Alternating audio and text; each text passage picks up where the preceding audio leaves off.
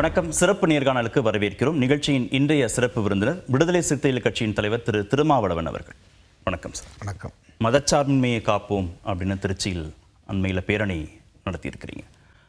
மதச்சார்பின்மைக்கு ஆதரவு, மதச்சார்பின்மைக்கு எதிர் அப்படின்னு தான் இன்றைய தமிழ்நாடு அரசியல், தேர்தல் அரசியல் கட்டமைக்கப்பட்டிருப்பதாக நினைக்கிறீங்களா? கட்டமைக்க விருப்பப்படுறீங்களா? தமிழ்நாடு அளவில் மட்டுமின்றி தேசிய அளவில் இப்படித்தான் அரசியலை நாம் கூர்மைப்படுத்த வேண்டிய ஒரு தேவை இருப்பதாக நான் கருதுகிறேன். ஆளுங்கட்சி பாஜக மற்றும் RSS உள்ளிட்ட சங் பரிவார் அமைப்புகள் மதச்சார்பின்மைக்கு எதிரான தாக்குதல்களை தொடர்ந்து நடத்தி வருகின்றார்கள். இப்போது வெளிப்படையான தாக்குதல்கள். கடந்த காலங்களில் அதை மறைமுகமாக செய்தவர்கள் இப்போது வெளிப்படையாகவே உச்சநீதிமன்றத்தில் வழக்கு தொடுக்கிற அளவுக்கு போயிருக்கிறார்கள். அந்த வழக்கு தள்ளுபடியாகிவிட்டது. 1976 பிரியாம்பிள் என்கிற முகப்புரையில் ஒரு திருத்தத்தை கொண்டு வந்தார் அன்றைய பிரதமர் இந்திரா காந்தி அம்மையார். மிசா அறிமுகப்படுத்தப்பட்ட போது, நடைமுறைக்கு வந்தபோது இயல்பாகவே அந்த சட்டம் மதசார்பின்மை சட்டம்தான். இந்த அரசு மதசார்பற்ற அரசாக இருக்கும் அப்படிங்கிறது தான் நம்முடைய அரசமைப்பு சட்டத்தினுடைய அடிப்படை கோட்பாடு. ஆனால் 76 மிசா நடைமுறைக்கு வந்தபோது இந்திரா காந்தி அம்மையார் அந்த பிரியாம்பிள் என்கிற முகப்புரையில் ஒரு திருத்தத்தை கொண்டு வந்து 3 சொற்களை இணைக்கிறார். அதில் ஒன்று சோசலிஸ்ட், செக்யூலர் என்கிற 2 வார்த்தைகளும் அரசை பற்றிய விவரணையில் இருக்கிறது. அதாவது ஒரு டெஃபினேஷன் ஆஃப் தி கவர்மெண்ட். நம்ம யூனியன் கவர்மெண்ட் எப்படி இருக்கும்? Democratic republic, sovereign democratic republic அப்படி தான் இருந்துச்சு 1950. அம்பேத்கர் அவர்கள் இந்த சட்டத்தை சமர்ப்பிக்கிற போது 1950 ஜனவரி 26 நடைமுறைக்கு வந்தபோது பிரியாம்பிளில் இருந்த டெஃபினேஷன் ஆஃப் தி கவர்மெண்ட், நம்ம கவர்மெண்ட் எப்படி இருக்கும்னா sovereign democratic republic. 76 Indira Gandhi அம்மையார் அமெண்ட்மெண்ட் பண்ணி இந்த மாதிரியான சங் பரிவார்கள் பின்னால் வந்து இந்த சட்டத்துக்கு பெரிய ஆபத்தை உருவாக்கி விடுவார்கள் என்கிற அச்சத்தால் அதை எஸ்டாப்ளிஷ் பண்ணுறாங்க, நிலைப்படுத்துகிறாங்க. என்ன பண்ணுறாங்கன்னா சோசலிஸ்ட், செக்யூலருங்கிற 2 வார்த்தை அதை இணைக்கிறாங்க. இப்போது அரசமைப்பு சட்டத்தினுடைய முகப்புரையில் நம்முடைய கவர்மெண்ட்டை பற்றி என்ன ஒரு டெஃபினேஷன் இருக்குன்னா sovereign, socialist, secular, democratic republic. இதுதான் டெஃபினேஷன் ஆஃப் த கவர்மெண்ட். இந்த 2 சொற்களையும் நீக்கணும் அப்படின்னு சொல்லி சுப்பிரமணிய சுவாமியும் வழக்கு தொடுத்திருந்தார். ஃப்ரெட்டர்னிட்டி பற்றிய டெஃபினேஷனில் ஏற்கனவே ஒரு யூனிட்டிங்கிற சொல்லாடல் இருந்தது. அதில் இன்டெகிரிட்டின்னு ஒரு வார்த்தை இணைச்சாங்க. இந்த 3 சொற்களும் இந்திரா காந்தி அம்மையாரால் இடையிலே செருகப்பட்டது அல்லது திருத்தம் செய்யப்பட்டு உறுதிப்படுத்தப்பட்டது. இன்றைக்கு சங் பரிவாருடைய மிக முக்கியமான தாக்குதலே அந்த செக்யூலருங்கிற வார்த்தையை எடுக்கணுங்கிறது தான். இப்போ மதசார்பின்மைங்கிற அந்த கருத்தில் அவங்களுக்கு உடன்பாடு இல்லை. ஏன்னா இந்த அரசு ஒரு மதம் சார்ந்த அரசாக இருக்க வேண்டும். இந்த அரசுக்கு அரச மதம் இந்து மதமாக இருக்க வேண்டும். அப்போ தான் இந்துத்துவ அஜெண்டாவை அவங்களால நடைமுறைப்படுத்த முடியும். பல அஜெண்டா அவங்களுடைய செயல் திட்டங்கள் இருக்குது. அதில் முக்கியமாக இந்த தேசத்தின் பெயரை மாற்றணும், இந்த அரசுக்கு ஒரு மதத்தை வந்து அரச மதமாக அறிவிக்கணும். இதுதான் அவங்களுடைய அல்டிமேட் எய்ம். இன்றைக்கி அவங்க ஆட்சியில் இருக்கிறது, அதிகாரம் செலுத்துறது எல்லாமே வந்து இந்த நோக்கம்தான், இறுதி இலக்கு. அதனால் ஆளுங்கட்சியாக பாஜக இருக்கிற சூழலில், சங் பரிவார்கள் இந்த களத்தில் பணியாற்றி கொண்டிருக்கிற சூழலில் உண்மையிலேயே இந்திய அரசியலே மதசார்பின்மைக்கு எதிரானவர்கள், மதசார்பின்மைக்கு ஆதரவானவர்கள் அப்படிங்கிற 2 அணிகளாக, 2 துருவங்களாகத்தான் இருந்து நாம் செயல்பட்டு கொண்டிருக்கிறோம். 2026 ரொம்ப தெளிவுபடுத்தணும், கூர்மைப்படுத்தணும். மதசார்பின்மைக்கு என்கிற அந்த கோட்பாட்டுக்கு ஆதரவாளர்களை வெகுவாக திரட்ட வேண்டும். இது முஸ்லீம்களுக்கு எதிரான திரட்டுங்கிற மாதிரியான ஒரு தோற்றம் இருக்குது. CAA சட்டம், வக்ஃப் திருத்த சட்டம், ஜம்மு காஷ்மீர் தொடர்பாக 370 ஆர்டிக்கிள் ரிப்பீல் பண்ணது, அடுத்து முத்தலாக் சட்டம் கொண்டு வந்தது. இதெல்லாமே வந்து முஸ்லீம்களை குறி வச்சு தாக்குற மாதிரியான ஒரு தோற்றம் தருகிறது. உண்மையிலேயே இது முஸ்லீம்களுக்கு எதிரானது தான். ஆனால் அதைவிட உள்ளீடாக அரசமைப்பு சட்டத்திற்கு எதிரானது. அரசமைப்பு சட்டத்தினுடைய உயிர்மூச்சு கோட்பாடுகளாக 3 முக்கிய கோட்பாடுகள் இருக்குது. ஒன்று புளூரலிசம், பன்மைத்துவம், இன்னொன்று செக்யூலரிசம், மதச்சார்பின்மை, இன்னொன்று ஃபெடரலிசம், கூட்டாட்சி இயல். இந்த 3 கோட்பாடுகளில் அவர்களை உறுத்துகிற, கண்ணை உறுத்துகிற முக்கியமான கோட்பாடு செக்யூலரிசம். இதை காலி பண்ணணுங்கிறது தான் அவங்களுடைய முக்கியமான இலக்காக இருக்கிறது. அதனால் இதை கூர்மைப்படுத்த வேண்டிய தேவையை உணர்ந்து விடுதலை சிறுத்தைகள் மதசார்பின்மை காப்போம் பேரணியை நடத்தினோம். இன்னும் 1 வருஷம் கழித்து 2026 தமிழ்நாடு சந்திக்க போகிற தேர்தல் சட்டமன்ற தேர்தல். திமுக ஆட்சி பொறுப்பில் தொடரணுமா வேண்டாமா என்பதை தீர்மானிக்கக்கூடிய தேர்தலாக இது இருக்க போகுது.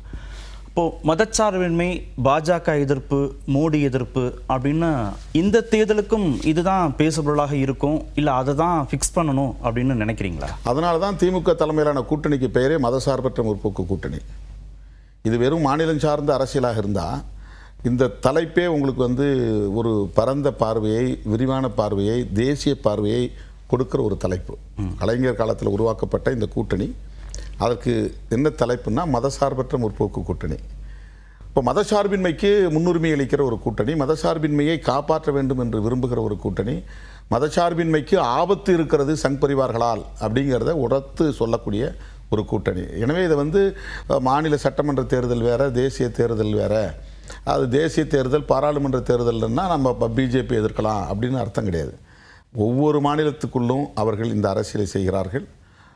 மதத்தின் அடிப்படையிலான வெறுப்பு அரசியலை செய்கிறார்கள். அந்த வெறுப்பு அரசியல் ஒட்டுமொத்தமாக அரசமைப்பு சட்டத்தை தாக்குகிறது. அதனால் அரசமைப்பு சட்டத்தினுடைய உயிர்மூச்சு கோட்பாடாக இருக்கிற மதச்சார்பின்மையை காப்பாற்ற வேண்டிய தேவையை உணர்ந்து தான் விடுதலை சிறுத்தைகள் இதை நாங்கள் கூர்மைப்படுத்துவோம். நாடாளுமன்ற தேர்தலுக்கு இந்த பிரச்சாரம் கை கொடுக்கும். பாஜக மீண்டும் வரணுமா வேண்டாமா, மோடி பிரதமராக மீண்டும் தொடரணுமா வேண்டாமான்னு. சட்டமன்ற தேர்தல்னு வருகிற போது பாஜக எதிர்ப்பு, மோடி எதிர்ப்புன்னு மட்டும் கை கொடுத்துருமா? திமுகவை நோக்கி நிறைய கேள்விகள் கேட்பாங்க இல்லையா எதிர்க்கட்சிகள்? இது வெறும் தேர்தலுக்கான உத்தியாக மட்டுமே இதை பார்க்கக்கூடாது. ஒரு தேசத்துக்கான பாதுகாப்பு என்பது முக்கியமானது. தமிழ்நாடு மட்டும் பாதுகாப்பாக இருந்தால் போதாது, ஒட்டுமொத்தமாக தேசமே பாதுகாக்கப்பட வேண்டும். அப்படி பார்க்குற போது பாரதிய ஜனதாவோடு கூட்டணி வைத்திருக்கிற அதிமுகவை அம்பலப்படுத்துவதற்கு இது ஒரு சரியான நிலைப்பாடு. இப்போ பாரதிய ஜனதாவை தமிழ்நாட்டை பொறுத்தவரையில் எல்லோருமே அந்நியப்படுத்துகிற போது, அவர்களோடு கூட்டணி சேரக்கூடாது என்று தயங்குகிற போது அதிமுக துணிந்து அவர்களோடு கூட்டணி வைக்கிறது. இப்போ அதிமுக தான் வாக்கு வங்கி அடிப்படையிலே திமுக கூட்டணிக்கு எதிர்கட்சி அல்லது திமுகவுக்கே எதிர்கட்சி. அப்போது அதிமுகவை எதிர்த்து அரசியல் பண்ணணும் அப்படின்னு நாம் கருதுகிறோம். அதிமுகவை எதிர்ப்பதும் பாஜகவை எதிர்ப்பதும் ரெண்டும் ஒன்று தான். இவங்க அதிமுக தனிச்சு நின்றுருந்தால் கூட பிரச்சனை இல்லை. அதிமுக தலைமையிலான அணி, திமுக தலைமையிலான அணி என்று இந்த தேர்தலை நம்ம கொண்டு போக முடியும். ஆனால் அதிமுக பாஜகவோடு கூட்டு சேர்ந்திருக்கிறது. பாஜக வெளிப்படையாகவே எங்களுக்கு முஸ்லீம் ஓட்டு தேவையில்லை, கிறிஸ்டியன்ஸ் ஓட்டு தேவையில்லை என்ற ஒரு நிலைப்பாட்டை எடுத்திருக்கிறது. இப்போ நாங்கள் பிஜேபியோட சேர மாட்டோம், பாமகவோட சேர மாட்டோம்னு ஓப்பனாக நாங்கள் சொல்கிற மாதிரி பிஜேபி ரொம்ப வெளிப்படையாக ஒரு நிலைப்பாட்டை எடுத்திருக்கு. தேசிய அளவில் உங்கள் ஓட்டு எங்களுக்கு தேவையில்லை, உங்களை எதிர்த்து அரசியல் பண்ணுறதா எங்கள் நோக்கம், உங்களை எல்லா வகையிலையும் நாங்கள் ஒடுக்குவோம், நீங்கள் இங்கே வாழலாமே தவிர ஆள முடியாது, உங்களுக்கு வாக்குரிமையே கிடையாது. இந்த அடிப்படையில் தான் அவங்க இயங்குகிறார்கள். அப்படிப்பட்ட ஒரு கட்சியோடு சிறுபான்மை மக்களின் நலன்களை பற்றி கவலைப்படாமல் அதிமுக வெறும் தேர்தல் ஆதாயத்திற்காக அல்லது தற்காப்புக்காக அவர்களோடு கூட்டணி வைக்கிறது என்றால் அவர்களை சேர்த்து அம்பலப்படுத்துவதற்கான ஒரு வாய்ப்பாக இது அமையும். 2021 சட்டமன்ற தேர்தலில் பாஜகவோடு கூட்டணி, குறைந்தபட்ச வாக்கு சதவீதம் தான் திமுக கூட்டணிக்கும் எங்களுக்கும். பாஜகவுடன் கூட்டணி சேராததுனால சிறுபான்மை மக்களுடைய வாக்குகள் அதிமுகவுக்கு ஒட்டுமொத்தமாக போயிடலை அப்படின்ற ஒரு கணக்கெல்லாம் சொல்கிறாங்களே. அது நியாயப்படுத்துவதற்கான ஒரு முயற்சி. அவங்களுக்கே தெரியும். அதிமுகவில் முக்கியமான தலைவர்களில் ஒருவர் முன்னாள் அமைச்சர் ஜெயக்குமார். அவர் வெளிப்படையாக ஒரு கன்ஃபெஷனே கொடுத்தார், ஒரு ஒப்புதல் வாக்குமூலமே கொடுத்தார். நான் என்னுடைய தொகுதியில் முடிசூடா மன்னனாக இருந்தேன், பிஜேபியோட கூட்டணி சேர்ந்ததுனால தான் நான் தோற்று போயிட்டேன். நான் தோற்று போனதற்கு காரணம், எங்கள் கட்சி ஆட்சிக்கு வர முடியாமல் போனதற்கு காரணம் பாஜகவோடு நாங்கள் கூட்டணி வைத்தது தான் அப்படின்னு சொன்னார். அதை வழிமொழியக்கூடிய வகையில் அதனுடைய பொதுச் செயலாளர் அல்லது தலைவர் திரு எடப்பாடி பழனிசாமி அவர்கள் இனி எந்த காலத்திலும் நாங்கள் பாஜகவோடு கூட்டணி சேர மாட்டோம் என்று சொன்னார். ஆனால் இன்றைக்கு என்ன நிலை? ஜெயலலிதா அம்மையார் திமுக தான் தனக்கு எதிரி அப்படிங்கிறத உணர்ந்தவங்க. ஆனால் ஒரு தேர்தலில் மோடியா லேடியா மோதி பார்ப்போம் வான்னு கூப்பிட்டாங்க. அது பாராளுமன்ற தேர்தலாக இருந்தாலும் கூட தமிழ்நாட்டை பொறுத்தவரையில் திமுக எதிர்ப்பில் தான் அதிமுக நிற்கிறது. திமுகவை எந்த அளவுக்கு அவர்கள் கடுமையாக எதிர்க்கிறார்களோ அந்த அளவுக்கு அதிமுகவுக்கு அந்த எதிர்ப்பு வாக்குகள் போலரைஸ் ஆகும். ஆனால் கடைசி 2-3 நாள் பிரச்சாரத்தில் ஜெயலலிதா அம்மையார் என்ன சொன்னாங்கன்னா, மோடியை கடுமையாக விமர்சனம் பண்ணாங்க, பிஜேபி எதிர்ப்பை முன்னிறுத்தினாங்க. அது மட்டும் இல்லாமல் நான் செய்த தவறுக்கு பரிகாரம் செய்யக்கூடிய வகையில் தான் அந்த ஆட்சியை நான் கவிழ்த்தேன். இனி எந்த காலத்திலும் பிஜேபியோடு இந்த கட்சி கூட்டணி சேராது. நான் கூட்டணி சேர மாட்டேன்னு சொல்லலை, அதிமுக இனி எந்த காலத்திலும் அதிமுக பாரதிய ஜனதாவோடு கூட்டணி வைத்துக்கொள்ளாது அப்படின்னு அறுதியிட்டு சொன்னார்கள். ஆனால் ஜெயலலிதா அம்மையாருடைய வாரிசுகள் இன்றைக்கு என்ன நிலைப்பாட்டை எடுத்திருக்கிறாங்க? சொன்ன ஜெயலலிதாவே நிலைப்பாடு இடையில மாற்றிட்டாங்க 2004. இல்லை அவங்க கடைசி வரலும் பிஜேபியில் தான் எதிர்பார்த்தாங்க. அவங்க முதல்ல தான் அந்த மாதிரியான ஒரு இது இருந்தது, மாறி மாறி நிலைப்பாடு எடுத்தாங்க. அதுக்கு பிறகு அவங்க கடைசியாக சந்தித்த நாடாளுமன்ற பொதுத் தேர்தலில் 2014 நினைக்கிறேன், 2014 பொதுத் தேர்தலில் ரொம்ப அறுதிட்டு சொன்னாங்க, இது எந்த காலத்திலும் நாங்கள் பிஜேபி 2014 அவங்க மோடியா லேடியான்னு நின்னாங்க. 2004 அவங்க மீண்டும் பாஜகவுடனான கூட்டணி தொடர்பான நிலைப்பாடு அவங்களே மாற்றிக்கிட்டாங்க, ஜெயலலிதாவே மாற்றிக்கொண்டாங்க. 2014 தான் அவங்க சொன்னாங்க. 2014 தேர்தலில் தான் பிஜேபி எதிர்ப்போங்கிறதுல அவங்களோட கூட்டணி சேர மாட்டோங்கிறதுல உறுதியாக இருந்தாங்க. வாஜ்பாய் ஆதரவு அதுக்கு முன்னாடி அந்த நிலைப்பாட்டுக்கு அப்புறம் அவங்க பாஜகவுடனான கூட்டணியை வெளிப்படையாக முறிச்சுக்கிறாங்க, அவங்க அறிவிக்கிறாங்க. அதுக்கு இடையில ஒரு ஊசலாட்டம் இருந்தது, மாறினாங்க, திருப்பி சேர்ந்தாங்க, அது வேற. 2014 தான் அந்த அம்மா கடைசியாக சந்தித்த நாடாளுமன்ற பொதுத் தேர்தல். 2014 பொதுத் தேர்தலில் வெளிப்படையாக கடைசி 2 நாள் சுற்றுப்பயணத்தில் மோடி எதிர்ப்பு தான் வலுவாக வச்சாங்க. அதுக்கு என்ன காரணம் அப்படின்னா, பாஜக தமிழ்நாட்டில் கால் ஊன்றுவது ஆபத்தானது என்பதை அவங்க உணர்ந்தாங்க. அதை விட முக்கியமாக பிஜேபி இங்கே வளர தொடங்குதுன்னா ஏடிஎம்கே அதனால் பாதிக்கப்படும், அதனுடைய வளர்ச்சி பாதிக்கப்படும் அப்படிங்கிறத அவங்க முன்னுணர்ந்தாங்க. அதை இன்னைக்கு அவங்களுடைய வாரிசுகள் உணர மறுக்கிறார்கள் அப்படிங்கிறதா என்னுடைய கருத்து. இல்லை, எந்த புள்ளிக்கு நகர்ந்துட்டாங்க அப்படின்னா, திமுக எதிர்ப்புன்னு நீங்கள் இப்போ குறிப்பிட்டீங்க இல்லையா, அதிமுகவுடைய பிரதானம்ங்கிறது திமுக எதிர்ப்பு. ஆமாம், திமுக எதிர்ப்பு நிலையில் இருக்கக்கூடிய எல்லா கட்சிகளையும் ஒரு குடையின் கீழ் கொண்டு வருவது அப்படிங்கிறதான் திமுகவை வீழ்த்துவதற்காக முக்கியமாக வாய்ப்பாக அல்லாமல் பிற கட்சிகளை ஒருங்கிணைக்கிறது ரைட்டு. அந்த முயற்சி அவங்க எடுத்திருந்தாங்கன்னா ரைட்டு, அந்த முயற்சியில் அவங்க வெற்றி பெற்றாங்கன்னா வாழ்த்தலாம், அது பிரச்சனை இல்லை. ஆனால் பாரதிய ஜனதாவோட சேரும்போது அவங்க பாரதிய ஜனதாவுக்கு சிவப்பு கம்பளம் விரிக்கிறாங்க, அடுத்து நீங்கள் தான் தமிழ்நாட்டில் முக்கியமான ஒரு சக்தி அப்படிங்கிற மாதிரி அவங்க ஒரு வரவேற்பு கொடுக்குற மாதிரி இருக்குது. திமுகவை வீழ்த்துவதற்கு 18% வைத்திருக்கக்கூடிய என்டிஏவை அதிமுக உள்ள கொண்டு வரக்கூடாது அப்படின்றதுல என்ன ஸ்ட்ராட்டஜியாக நீங்கள் பார்க்குறீங்க? இல்லை, வெறும் தேர்தல் வெற்றியை மட்டுமே கருத்தில் கொண்டால் தமிழகத்தின் நலன் என்ன ஆகிறது? பிஜேபி தமிழ்நாட்டில் வளர்ந்தால் என்ன ஆகும்? பிஜேபி இன்றைக்கு உத்தரப்பிரதேசத்தில் என்ன அரசியல் செய்யுது, மகாராஷ்டிராவில் என்ன அரசியல் பண்ணுறாங்க, அங்கே இருக்கக்கூடிய இந்துக்களின் நலன்களில் என்ன அவங்க இதுவரையிலும் பெரிய அளவில் சாதிச்சிருக்கிறாங்க? இந்துக்கள் கடுமையாக பாதிக்க தான் பட்டிருக்கிறாங்க. முஸ்லீம் வெறுப்பு, கிறிஸ்தவ வெறுப்பு ஒரு புறம், அதே நேரத்தில் இந்துக்களை வன்முறைக்கு தான் அவங்க தூண்டி விட்டுருக்குறாங்க. பசுத்தாய் பாதுகாப்புங்கிற பேரில் கும்பல் கொலை செய்யக்கூடிய கலாச்சாரம் உத்தரப்பிரதேசத்தில் இருக்குது. அந்த வன்முறைகளை ஈடுபடக்கூடியவர்கள்லாம் இந்த மாதிரி மத உணர்வால் பாதிக்கப்பட்டவங்க தான், மதவெறி அரசியலால் பாதிக்கப்பட்டவங்க. சும்மா இருக்கிறவன் வீட்டுக்குள்ளே புகுந்து நீ மாட்டுக்கறி குழம்பு வச்சுருக்க, உன்னை விட மாட்டேன் அப்படின்னு அடித்து கொள்கிறான்னா அந்த உளவியல் எங்கிருந்து வந்த உளவியல்? எவனோ அவன் விரும்பின உணவை சாப்பிட்றான். உண்மையிலேயே பசுவை ஒருத்தன் அடித்து கொள்கிறான்னா நீ அந்த நேரத்தில் அவங்க மேலே ஒரு தாக்குதல் நடத்துறதுல ஒரு அர்த்தம் இருக்குது. ஆனால் இவன் வீடு தேடி போய் கறிச்சட்டிக்குள்ளே கையை விட்டு இது மாட்டுக்கறி தான் அப்படின்னு சொல்லி அந்த குழம்பு வச்சவனை அடித்து கொள்கிறான். ஆனால் விசாரணையில் அது மாட்டுக்கறி குழம்பு இல்லைன்னு தீர்ப்பு வருது. இப்போ அந்த மாதிரியான வன்முறையாளர்களை தூண்டுகிற ஒரு அரசியலை பாஜகவும் ஆர்எஸ்எஸும் மேற்கொள்கிறதா இல்லையா? அந்த அரசியல் தமிழ்நாட்டில் நடக்க வேண்டுமா? ஹரியானாவில் செத்த மாட்டை தோலை உரிச்சாங்கிறதுக்காக 5 பேரை அடிச்சே கொண்டாங்க. அதான் மாடு செத்து போச்சு, அதை தூக்கிட்டு போய் போடுறாங்க. புதைக்கிறதுக்கு முன்னாடி இந்த மாட்டை ஏன் சும்மா புதைக்கணும், அந்த தோல் கிடைச்சா நமக்கு ஒரு வருமானம் வரும் அப்படின்னு நினச்சி அறுப்பு அந்த தோலை உரிக்கிறான். செத்த மாட்டு தோலை உரிச்சதுக்காக 5 பேரை அடித்து கொள்கிறான். அப்போ மாடு உயிரை விட 5 தலித்துகளின் உயிர் சாதாரணமாக அவனுக்கு தெரியுது. இப்போ இந்த உளவியல் எங்கேருந்து வந்துச்சு? இந்த பசு புனிதன்னு பேசின அரசியலில் தானே இது வருது. அப்படி தான் அவங்க அடித்து கொள்கிறாங்க. இப்போ இன்றைக்கும் பெண்களை நிர்வாணப்படுத்துறதும் பொதுவெளியில் வச்சு தாக்குதல் நடத்துறதும் மிக கடுமையாக சித்திரவதை செய்வதும் உத்தரப்பிரதேசம் போன்ற மத்திய மாகாணங்களில் இருக்குது. இன்றைக்கி அந்த சென்ட்ரல் ப்ராவின்ஸுங்கிற பகுதிகளில் அதை கவ் பெல்ட்னே சொல்கிறாங்க. இந்த பசு அரசியல் பண்ணக்கூடிய அந்த மாநிலங்களை கவ் பெல்ட்னே சொல்கிறாங்க. அந்த பகுதிகளில் இந்த அரசியல் எவ்வளவு மோசமாக இருக்குது.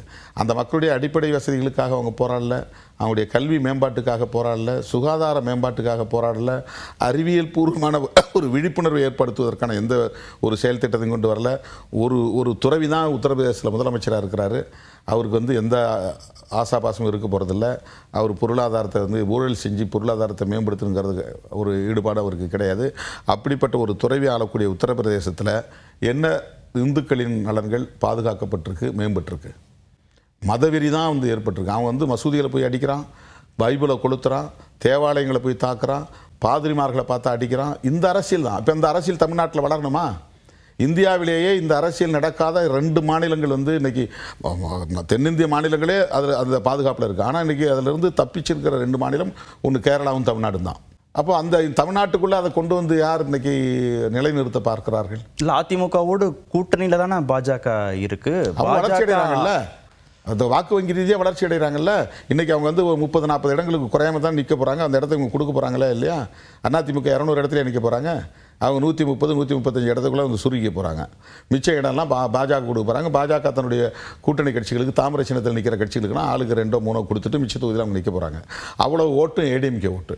நாளைக்கு பிஜேபி விட போகிற அவ்வளவு ஓட்டு ஏடிஎம்கே ஓட்டு. கிட்டத்தட்ட 70-80% அவங்க வாங்குற ஓட்டில் ஏடிஎம்கே ஓட்டு தான் அவங்களுக்கு வரப்போகுது. அப்போ அந்த வாக்குகள் பூரா தாமரைக்கு விழுந்த வாக்குகள்னு அவங்க கணக்கு காட்டுறாங்க. இந்த இடத்துல தான் அவங்க என்ன சொல்கிறாங்கன்னா, 2024 பாஜக தலைமையில் இங்கே என்டிஏ கூட்டணின்னு ஒன்று அமைச்சாங்க. அதிமுகவோடு கூட்டணி இல்லைன்றத முடிவுக்கு பிறகு அவங்க இந்த முடிவு எடுக்கிறாங்க. பாஜக தனித்து 11% தனித்து நிற்கல. அவங்க கூட யாராக இருந்தா கூட்டணியாக 18% நாங்கள் வாங்கி. கூட்டணி கட்சியில் யார் யார் இருந்தாங்க? அவங்களாம் யாரால போனாங்க? இந்த அதிமுகவோட தான் அவங்களோட போனாங்க. இவங்களாம் தேமுதிக அவங்களோட இருந்தாங்களா இல்லையா? மற்ற பாமக இருந்துச்சா இல்லையா? மற்ற இவங்க ஓட்டு தானே. பாமக வன்னியர் ஓட்டெல்லாம் பாஜக ஓட்டாக ஆகிப்போச்சு, தேமுதிக ஓட்டெல்லாம் பாஜக ஓட்டாக ஆகிப்போச்சு. அந்த பர்சன்டேஜ் அவங்க நேரடியான பாஜக ஓட்டுங்கிறது எத்தனை சதவீதம் தனியாக நின்று என்ன காட்டட்டும்? பாஜக தனித்து வளரல, அதிமுகவோட பலத்தோடு அதிமுகவோடு சேர்ந்ததுனால அதிமுகவிலிருந்து நிறைய பேர் வந்து இந்த உளவியலுக்கு ஆளாகி இருக்கிறாங்க. இந்த ஓட்டு சிதறுது. ஜெயலலிதா அம்மா இல்லை, அதனால் ஓட்டு வந்து சிதறுது. அது ஒரு கரிஸ்மாட்டிக் லீடர்ஷிப் இல்லாத போது வாக்குகள் எந்த கட்சியிலையும் சிதறும். அப்போ அந்த மாதிரி வந்து இந்த வாக்குகள் சிதறுதுங்கிறத ஏன்னா அவங்க பர்சன்டேஜ் குறைஞ்சிட்டே வருது. பார்த்தீங்கன்னா முதல்ல இருந்த பர்சன்டேஜ் 2021 இருந்த பர்சன்டேஜ் 2024 இல்லை, அவங்களுக்கு குறையுது. இப்போ அந்த ஓட்டு எங்கே சிதறுது? இப்போ அந்த வாக்குகளை வந்து சிதற வைப்பதற்கு எது காரணமாக இருந்தது? பாஜகவை நீங்கள் வந்து ஒரு கொள்கை பகைன்னு அடையாளப்படுத்தாமல் அது ஒரு தோழமை சக்தியாக நீங்கள் காட்டுறீங்க. அவங்களுடைய மதவாத அரசியலை நீங்கள் பேசலை, அவங்கள்ட்ட இருக்கிற வெறுப்பு அரசியலை நீங்கள் பேசலை, அவங்க அரசமைப்பு சட்டத்துக்கு எதிரான சக்திகளுங்கிறத நீங்கள் அடையாளப்படுத்தலை. ஒட்டுமொத்தத்தில் அவங்க தேச நலன்களுக்கே எதிராக இருக்கிறாங்க. பெரியாரை வந்து எதிர்க்கிறாங்க, திருவள்ளுவருக்கு போய் காவி சாயம் பூசுகிறாங்க, திருக்குறள் வந்து சனாதன நூலுங்கிறாங்க. இப்போ இதெல்லாம் வந்து அதிமுக எதிர்க்கணுமா வேண்டாமா? இது பெரியார் வழி வந்த இயக்கம் தானே. பெரியார், அண்ணா, எம்ஜிஆர், ஜெயலலிதான்னு வந்த இயக்கம் தானே. இப்போ இவங்கெல்லாம் இந்த மாதிரி பேசுறது அனுமதிப்பாங்களா? எம்ஜிஆர் இருந்தாருன்னா திருவள்ளுவர் சிலை போய் காவி சாயம் பூசுறது அனுமதிப்பாரா?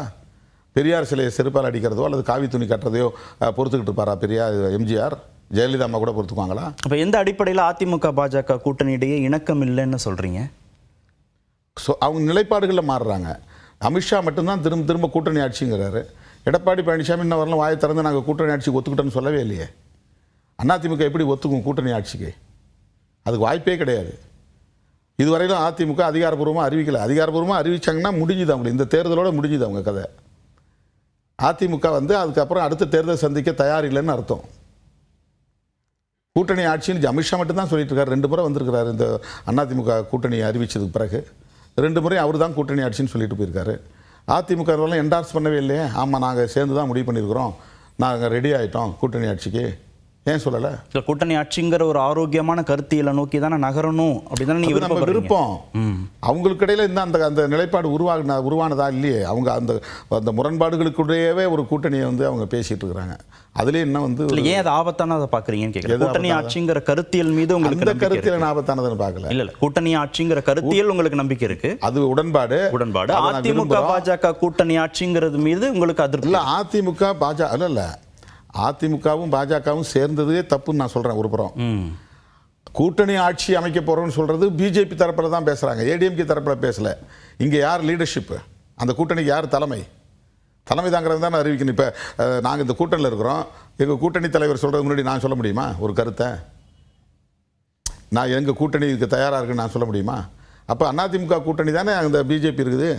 பிஜேபி இங்கே சபார்டினேட் தானே, நேஷனல் லெவல் அவங்க ரூலிங் பார்ட்டி. தமிழ்நாட்டில் அவங்க வந்து ஒரு கூட்டணி கட்சியில் ஒரு கட்சி தானே. அதிமுக கொடுக்குற சீட்டை வாங்கி தான் அவங்க நிற்க போகிறாங்க.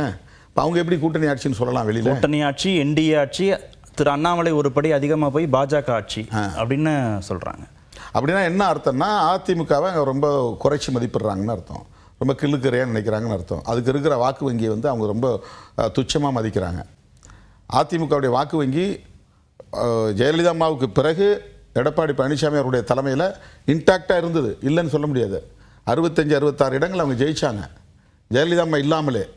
பாஜக கூட்டணியோடு பாஜக கூட்டணி அது பாஜகங்கிறது ஒரு பெரிய சப்போர்ட் இல்லை அந்த டைமில். இன்றைக்கி வேணால் அப்படி ஒரு பர்சன்டேஜை காட்டலாம். 2021 இப்போ ஏடிஎம்கே வலுவாக இருந்த ஒரு கட்சி ஜெயலலிதா அம்மாவுக்கு பிறகு அத்தனை இடங்களில் வெற்றி பெற்ற கட்சி. இன்றைக்கி என்ன நிலை? அப்போ இவங்க ஈல்டாகி வந்து பிஜேபி போகிறாங்கனாக்கா இந்த கட்சியை மெல்ல மெல்ல அவங்க வந்து பாஜக வளர்ச்சிக்கு பயன்படுத்த போகிறாங்கன்னு அர்த்தம். தேர்தல் வரைக்கும் அதிமுக பாஜக கூட்டணி நீடிக்காதுன்னு நினைக்கிறீங்களா? இல்லை, அப்படி நான் சொல்லலை. அவங்களுக்கு இடையில் வந்து இன்னும் ஒரு முழுமையான உடன்பாடு ஏற்படலை, கருத்தியல் உடன்பாடு ஏற்படலை. ஆனால் தவிர்க்க முடியாமல் இருக்கிறாங்க ஒரு கூட்டணியை. அந்த கூட்டணியில் ஏற்கனவே இருந்த கட்சிகளே இன்னும் வந்து அந்த கூட்டணியை போய் உறுதிப்படுத்தலை. எதுக்காக வெளியே இருக்காங்கன்னு தெரியல. அவங்க வந்து இப்போ திமுகவோடும் பேசலைன்றாங்க. இப்போ எதுக்காக வெளியே இருக்காங்க? இப்போ விஜய்க்காக காத்துக்கிட்டு இருக்கிறாங்களா? விஜயோட சேர போகிறாங்களா? அவங்க ஏன் இதுவரையிலும் 2 தடவை வந்து அமித்ஷா வந்த பிறகு ஒரு பழகிய அடிப்படையில் கூட, ஒரு தோழமை அடிப்படையில் கூட, ஏற்கனவே சேர்ந்து களம் கண்டோங்கிற அடிப்படையில் கூட பாஜகவுடைய மூத்த தலைவர்களில் ஒருவர், இந்தியாவுடைய உள்துறை அமைச்சர், ஒரு மரியாதை நிமித்தம் போய் பார்த்து ஒரு சால்வு கூட போடலையே தேமுதிக தரப்புலையும் பாமக தரப்புலையும். இப்போ அவங்களுக்கு ஏதோ ஒரு திட்டம் இருக்குல்ல. அப்போ அதிமுக கூட்டணி இன்னும் ஒரு ஷேப்புக்கு வரல, அதை சொல்கிறோம். ஆனால் திமுக கூட்டணிக்குள்ளேயும் சிக்கல் இருக்குது. விசிகா கூடுதல் தொகுதிகள் கேட்போன்னு சொல்கிறாங்க, திரு பே சண்முகம் கூடுதல் தொகுதிகள் கேட்போன்னு சொல்கிறாங்க. அந்த கூட்டணிக்குள்ளேயும் சிக்கல் இருக்குன்னு தானே. ஒவ்வொரு தேர்தலையும் கூடுதல் தொகுதி தானே கேட்குறோம். எந்த தொகுதியில் நாங்கள் வந்து அவங்க கொடுக்குறது மட்டும் கேட்டு வாங்கிட்டு வரோம். நாங்கள் ஒரு கோரிக்கை வைப்போம், அவங்க ஒரு கோரிக்கை வைப்பாங்க. அது 2 நாள் 3 நாள்னு 2 ரவுண்டு 3 ரவுண்டு நாங்கள் பேச்சுவார்த்தை நடத்தும். ஒரே நாளில் போயிட்டு டப்புன்னு கையெழுத்து போட்டு வரதில்லை. இதானே வாடிக்கை. எல்லா கூட்டணியிலும் அப்படி தானே. நாளைக்கே வந்து ஏடிஎம்கே பிஜேபி கூட்டணி சேர்ந்தாங்க, ஒரே நாளில் கையெழுத்து போட்டு வந்துடுவாங்களா? இவங்க ஒரு கூடுதலாக கேட்பாங்க, 40-50பாங்க. அவங்க அப்படிலாம் முடியாது, 20-30பாங்க. அது கடைசியாக ஒரு 3 சிட்டிங் 4 சிட்டிங் பிறகு தானே அவங்க வந்து ஃபைனலைஸ் பண்ணுவாங்க. அப்படி தான் நாங்களும் பண்ணுறோம். இப்போ நாங்கள் வந்து முன்கூட்டியே இல்லை நாங்கள் கூடுதலெல்லாம் கேட்க மாட்டோம் நான் சொல்ல முடியும். கூடுதலாக கேட்போம், நெகோசியேஷனில் முடிவு பண்ணுவோம். இல்லை, வடிவம் கிடைக்கல அதிமுக பாஜக கூட்டணிக்கு, அங்கே ஒரு சலசலப்பு இருக்குன்னா திமுக கூட்டணி கட்சிகள் இன்டாக்டாக இருக்கும், 2017 முரசொலி விழாவிலிருந்தே ஒன்றா இருக்கிறோம் அப்படின்னா கூட அங்கேயும் கூட்டணி கட்சிகள் அதிருப்தியை தலைமைக்கு எதிராக வெளிப்படுத்திட்டே இருக்கிறாங்க அப்படின்னு தானே விமர்சிக்கிறாங்க. ஒரு ஆளுங்கட்சியோட கூட்டணியில் இருந்தோம்னா கட்டாயமாக முரண்பாடுகள் இருக்கும், விமர்சனங்கள் இருக்கும். ஆளுங்கட்சி மீது விமர்சனம் வைக்காமல் நம்ம அரசியல் பண்ண முடியாது. நம்ம எதிர்பார்க்கறதெல்லாம் ஆளுங்கட்சி செய்யவும் முடியாது. அதனால் கூட்டணியை நம்ம வந்து முறிச்சுக்கணுங்கிறது கட்டாயம் இல்லை. கூட்டணி நிலைப்பாடுங்கிறது வேறு. அது வந்து ஒரு பரந்த பார்வையோடு எடுக்கிற முடிவு. தமிழ்நாடு நலன், தேசிய நலன் எல்லாத்தையும் சேர்த்து தான் நம்ம வந்து கூட்டணி நிலைப்பாட்டு எடுக்க முடியும். கவர்மெண்ட்டோடு இருக்கிற பிரச்சனைகளை வந்து நம்ம பேசும்போது விமர்சனங்கள் வரும். நான் வந்து எவ்வளவோ விமர்சனங்களை அரசு மீது வச்சுருக்கிறேன். நேரடியாக முதல்வர் தலைமையிலான கூட்டங்களில் கூட நேரடியாக அரசு மீது விமர்சனங்களை வச்சுருக்கிறோம். வேங்கவேல் பிரச்சனையில் நாங்கள் விமர்சனம் வச்சுருக்கிறோம். நாமக்கல் பரமசிவம் படுகொலையில் மிகப்பெரிய அளவில் கடுமையான கண்டனத்தை பொது ஆர்ப்பாட்டத்தை நடத்தியிருக்கிறோம். தென் மாவட்டத்தில் நடக்கிற தொடர் படுகொலைகளை கண்டித்து ஏன் தலைமையில் பெரிய ஆர்ப்பாட்டத்தை நடத்தியிருக்கிறோம். காவல்துறையை கடுமையாக அதில் விமர்சனம் பண்ணியிருக்கிறோம். இப்போ வடகாடு பிரச்சனையில் காவல்துறையை கண்டித்து என் தலைமையில் ஆர்ப்பாட்டம் நடந்தது. அரசாங்கத்தோடு எங்களுக்கு வந்து முரண்பாடுகள் இருக்குது, விமர்சனங்கள் இருக்குது. அதன் அடிப்படையில் வந்து ஒரு அதிருப்தி வெளிப்படக்கூடிய சூழல் இருக்குது. இது எல்லாமே உண்மைதான். கூட்டணியை விட்டு வெளியேறுவாங்களோ, ஆனால் இதற்காக கூட்டணியை விட்டு வெளியேறணுங்கிற அளவுக்கான ஒரு நிர்பந்தம் என்ன இருக்குது? கூட்டணிங்கிறது இந்த சின்ன சின்ன பிரச்சனைகள், இது பெரிய பெரிய பிரச்சனைகள் தான். ஆனால் கூட்டணி நிலைப்பாடுன்னு பார்க்கும்போது இதை ஒப்பீட்டளவில் இதற்காக ஒரு கூட்டணி உறவை நம்ம முறிச்சிக்க முடியாது. இல்லை, வேற என்ன உயர்ந்த நோக்கம் என்ன? தேர்தல் அரசியலில் ஒரு கட்சிக்கான லாபம் ரொம்ப முக்கியம் தானே. ஒரு கட்சிக்கான லாபம், கட்சிக்கான வளர்ச்சிங்கிறது ரொம்ப முக்கியம். அதே நேரத்தில் கொள்கை அடிப்படையில் நாம் விரும்பக்கூடிய ஒரு தேசத்தை கட்டமைக்கணும், ஒரு மாநிலத்தை நாம் வந்து பாதுகாக்கணும் அப்படின்னு வருகிற போது ஆபத்தான சக்திகளை முறியடிக்க வேண்டிய ஒரு பொறுப்பு நம்ம இருக்குல்ல, அந்த ரெஸ்பான்சிபிலிட்டி இருக்குல்ல. இங்கே மதவாத அரசியல் வேண்டாம்னு நினைக்கிறோம், சிறுபான்மை மக்களுக்கு அச்சுறுத்தல் வேண்டாம்னு நினைக்கிறோம், வெறுப்பு அரசியல் இங்கே பரப்ப வேண்டாம்னு நினைக்கிறோம். அதனால இந்த முடிவு எடுக்கிறோம். திமுக அதை ஒரு பெரியனன் மனப்பான்மையோடு அதை அணுகிறதா நினைக்கிறீங்களா கூட்டணி கட்சிகளை? இல்லை, அது பேச்சுவார்த்தையின் போது தானே வரும். அது பேச்சுவார்த்தையின் போது அது வரும். அது அந்த நேரத்தில் அதை எப்படி நாங்கள் டீல் பண்ணுமோ அதை டீல் பண்ணுவோம், அவ்வளோதான். சிறுபான்மை மக்களுடைய வாக்குகள்னு நீங்கள் சொல்கிறதுனால விஜய் இந்த முறை சிறுபான்மை மக்களுடைய வாக்குகளை பிரிப்பார், குறிப்பாக விசிகாவுடைய வாக்குகளையும் பிரிப்பாருன்னு பாஜக கிட்ட ஒரு எதிர்பார்ப்பு இருக்குது. பாஜகவுடைய தலைவர்கள் அப்படி பேசுகிறாங்க. இந்த முறை விஜயோடைய டார்கெட் அதுவாக இருக்குமா? இல்லை, அதாவது நீங்கள் மதச்சார்பின்மை ஆதரவாக பேசுகிறீங்க. விஜய் ஒரு செக்டேரியன் பாலிட்டிக்ஸ்க்கான சிம்பலாக பார்க்க முடியாது. ஒரு மதம் சார்ந்த கட்சி அல்லது ஒரு சாதி சார்ந்த கட்சி அப்படின்னு ஒரு சினி பாப்புலராக இருக்கக்கூடிய ஒருத்தர் அப்படி விஜயகாந்த் அப்படி நம்ம சொல்ல முடியாது. நாயுடு கட்சின்னு சொல்ல முடியாது, அவர் சமூக நாயுடுங்கிறதுனால. ஏன்னா தமிழ்நாட்டு மக்கள் அதை தாண்டி எல்லா சமூக தரப்புகளிலும் அவருக்கான ரசிகர்கள் இருக்காங்க, அவரை விரும்பக்கூடியவங்க இருக்காங்க. அதனால் அவர் அறிவித்த உடனே எல்லா கிராமங்களையும் கிளைகளை உருவாக்கினாங்க. தமிழ்நாடு முழுவதும் பரவலாக கிளைகள் எல்லா சமூக அடுக்குகளையும் உங்களுக்கு கிராஸ் செக்ஷனில் நீங்கள் பார்த்தீங்கன்னா எல்லா சமூக அடுக்குகள்லையும் அவருக்கு அந்த மாதிரி விஜய் ஒரு சினி பாப்புலர் பர்சனாலிட்டி, அவர் ஒரு ஹீரோ. அதனால் அவருக்கு எல்லா சமூகத்திலிருந்தும் அவருக்கு ஒரு ஃபஸ்ட்டு ஜெனரேஷன் சப்போர்ட் கட்டாயமாக இருக்கும். முதல் தலைமுறை வாக்காளர்கள் மத்தியில் ஒரு வரவேற்பு இருக்கும். பொலிட்டிசைஸ்டு மாஸ்ன்னு இருக்காங்க, அரசியல்படுத்தப்பட்ட வாக்காளர்கள் இருக்காங்க. அரசியல்படுத்தப்பட்ட வாக்காளர்கள் எந்த சூழலிலும் மாறி போகிறதில்ல. எம்ஜிஆர் விஜயை விட, விஜயகாந்தை விட, கமலஹாசனை விட பெரிய செல்வாக்கு பெற்ற ஒரு ஹீரோவாக இருந்தவர். பாப்புலர், மிகப்பெரிய அவர் கரிஸ்மேட்டிக் அண்ட் பாப்புலர் ரெண்டும் இருந்துச்சு அவர்கிட்ட. அந்த தலைவர் இருக்கும்போதே திமுக வெற்றி பெற்றதா இல்லையா? திமுக பல இடங்களில் வெற்றி பெற்றிருக்கிறாங்க. ஒரு நாடாளுமன்ற தேர்தல் வெற்றி பெற்றிருக்கிறாங்க. ஒரு தேர்தலில் எம்ஜிஆர் 2 சீட்டில் தான் எம்பியில் ஜெயிச்சார். அதுக்கு என்ன அர்த்தம் அப்படின்னா, எவ்வளவு பாப்புலாரிட்டி இருந்தாலும், எவ்வளவு கரிஸ்மேட்டிக் இருந்தாலும் அவருக்கு எதிரான வாக்கு வங்கி உண்டு, எப்போதும் இருக்கும். எம்ஜிஆருக்கு எதிரான வாக்கு வங்கி இருந்தது, ஜெயலலிதாவுக்கு எதிரான வாக்கு வங்கி இருந்தது. அந்த மாதிரி 100% யாரும் அப்படியே போகிறதில்ல. 100% ஒரு தலைவருக்கு பின்னால் அப்படியே யாரும் போகிறதில்ல. அப்போது இப்போ விஜய் வர்றார் அப்படின்னா, விஜய் வர்றதன் மூலமாக 100% அப்படியே எல்லாம் மாறிடுவாங்க, அல்லது 70% மாறிடுவாங்க, அல்லது 60% மாறிடுவாங்க அப்படின்னு நம்ம கணிக்க முடியாது. அதுவும் தமிழ்நாட்டை பொறுத்தவரையிலும் இதில் ஒரு தெளிவுள்ள அரசியல் நம்ம பார்க்க முடியுது மக்கள்கிட்ட. எந்தெந்த தேர்தலில் யார் யாருக்கு எப்படி வாக்களிக்கணும், எப்படி அவங்கள வீழ்த்தணும் அப்படிங்கிறத ரொம்ப சைலண்ட்டாக தான் பண்ணுறாங்க. நமக்கு முடிவுகள் வரும்போது ரொம்ப வியப்பாக தான் இருக்குது அந்த முடிவுகளை பார்க்குற போது. அதனால் விஜய் வந்தார்னா முஸ்லீம்களும் கிறிஸ்தவர்களும் தலித்துகளும் அப்படியே சாய்ஞ்சிருவாங்க அவங்க பக்கம். அப்படின்னா தலித்துகள் சமூகம் மட்டும்தான் அப்படி சாய்ஞ்சிருவாங்க, சினிமா மயக்கத்துக்கு போயிடுவாங்க, மற்ற சமுதாயத்தில் யாரும் சினிமா மயக்கம் இல்லைன்னு அர்த்தமா? சிறுபான்மை மக்களுடைய வாக்குகளும் போகும்னு நம்புகிறாங்க. சிறுபான்மை மக்கள் சரி, எனக்கு திமுகவை பிடிக்கல, அதிமுக பிடிக்கல, இவ்வளோ நாள் நாங்கள் மாறி மாறி போட்டோம், சரி புதுசாக ஒரு ஆள் வராரு அவருக்கு போடணும்னு நினைக்கிறாங்கன்னு வச்சுங்க. கிறிஸ்தவர்கள் அவர் பேர் ஜோசப் விஜய், நம்ம ஆள் ஒரு கிறிஸ்டின் வராரு அப்படின்னு டக்குன்னு ஒரு அஃபினிட்டியில் போடுறாங்கன்னு வச்சுங்க, ஒரு ரிலீஜியஸ் அஃபினிட்டி. அப்படிலாம் கிறிஸ்டின்ஸ் மத்தியில் ஒரு பெரிய பொலிட்டிக்கல் அவேர்னஸ் கிடையாது. கிறிஸ்தவர்களுக்காக வாக்களிக்கணும் அப்படிங்கிற மாதிரி முஸ்லீம்கள்கிட்ட கூட உண்டு, இந்த முஸ்லீம் அஃபினிட்டி உண்டு. அவங்க ஜமாத்தில் சொல்கிறது கேட்டு ஓட்டு போட்டுருவாங்க. ஆனால் அந்த மாதிரி ஒரு பொலிட்டிக்கல் ஃபோர்ஸாக இன்னும் கிறிஸ்டியன் கம்யூனிட்டி டெவலப் ஆகிருக்கிற மாதிரி எனக்கு தெரியல, தமிழ்நாட்டிலையோ அல்லது ஆல் இண்டியா லெவல்லையோ. அவங்க சர்ச்சஸில் சொல்கிறது கேட்குறாங்க, கொஞ்சம் ஓரளவு கேட்பாங்க. ஜோசப் விஜய்ங்கிற பேருக்காக கொஞ்சம் ஓட்டு அந்த பக்கம் போகும் அப்படிங்கிற ஒரு எதிர்பார்ப்பு பலருக்கு இருக்குது. திமுக அதிமுக ரெண்டும் பிடிக்காத இஸ்லாமியர்கள் அந்த பக்கம் ஓட்டு போட வாய்ப்பு இருக்குது அப்படின்னு ஒரு கணிப்பு இருக்குது. ஆனால் அந்த மாதிரி அது போகாது. ஏன்னா இன்றைக்கி சோஷியல் மீடியா நீங்கள் பார்த்தாலே ஒவ்வொரு வாக்காளரும் அரசியல் விழிப்புணர்வு உள்ளவர்களாக தான் இருக்கிறான். வெறும் சினிமா மயக்கத்தில் உள்ளவங்களாக இல்லை. அது ரொம்ப ரொம்ப குறிப்பிட்ட ஒரு சொற்பமான அளவில் தான் இருக்கலாம், ஒரு 3%-5%. மற்ற எல்லாருமே சினிமா வேறு, அரசியல் வேறு, சாதி வேறு, அரசியல் வேறு, மதம் வேறு, அரசியல் வேறு அப்படின்னு சிந்திச்சு வாக்களிக்கக்கூடிய ஒரு செக்ஷன் இருக்குது, எல்லா சமூகத்திலும் இருக்காங்க.